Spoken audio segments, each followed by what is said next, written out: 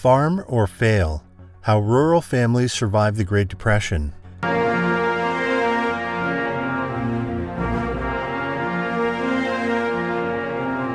Out in the heartland during the Great Depression, the struggle of everyday people looked very surreal.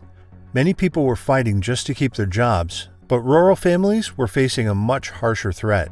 They were struggling to survive on the land that was turning against them. Imagine waking up to find your crops ruined, your animals starving, and your family relying on you to find food in a place where even the soil had given up. In today's video, we take you to the fields and kitchens of families who ensured their survival by farming together.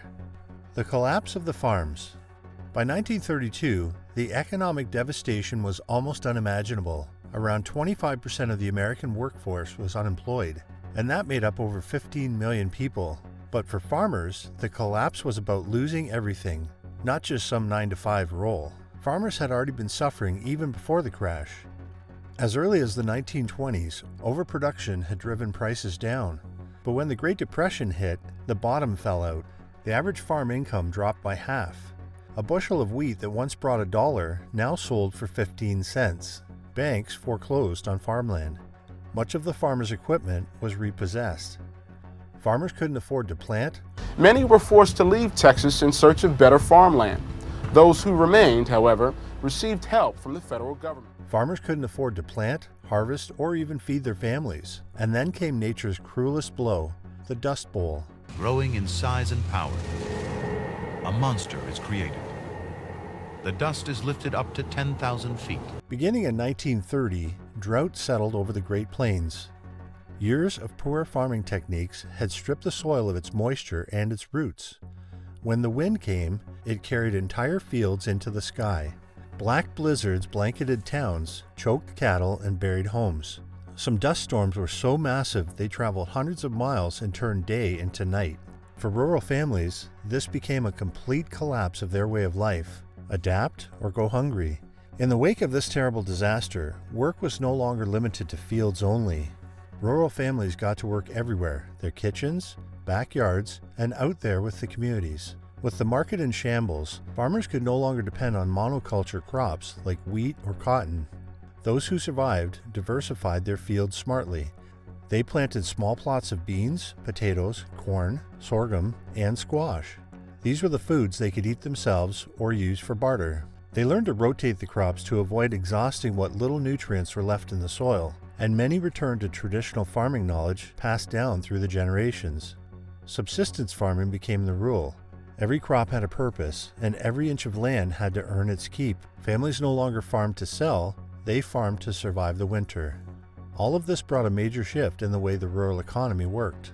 Very surprisingly, bartering saw a comeback.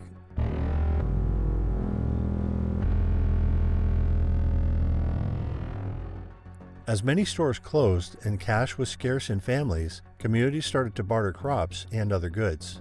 A dozen eggs might be traded for a sewing repair, or a bucket of milk for firewood. You get the point. Some towns even created local scrip, or poor man's money, that could be used like currency between farmers and local businesses.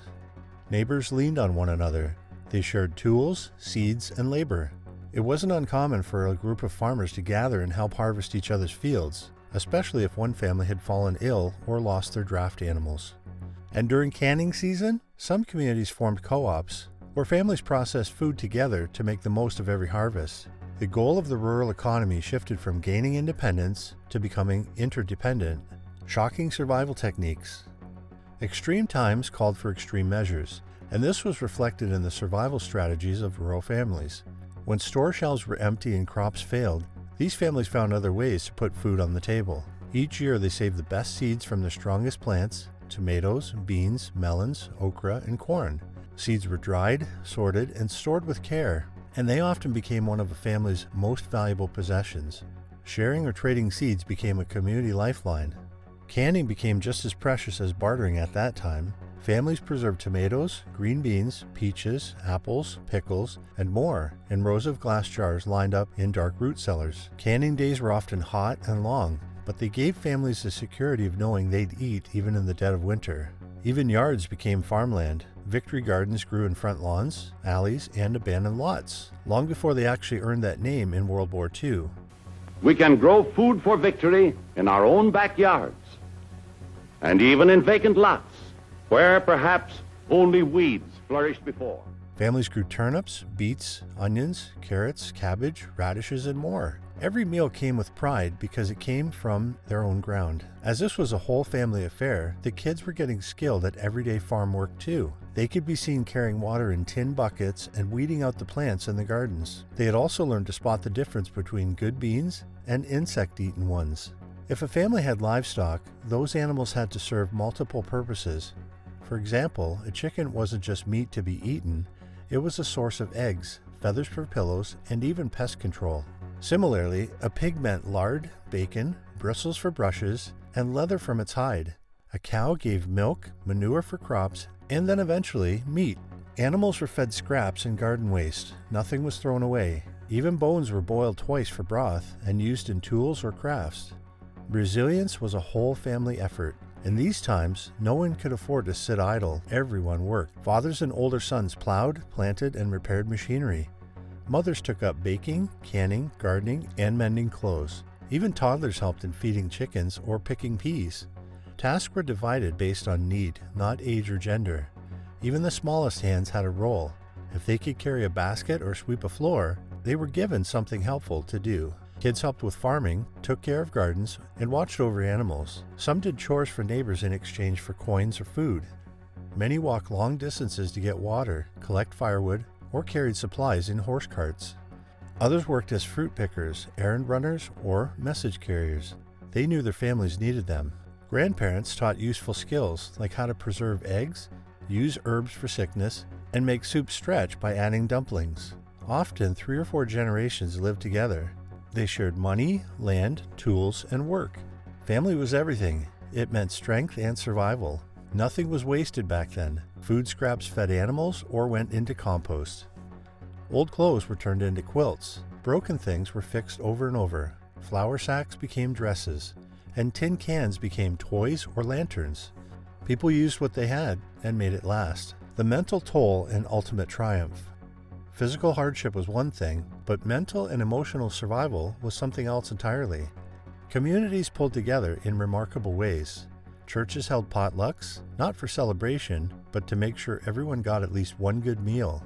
Women formed sewing circles to share fabric and patterns, while men pooled money to buy seeds for families who had lost theirs to drought or dust storms.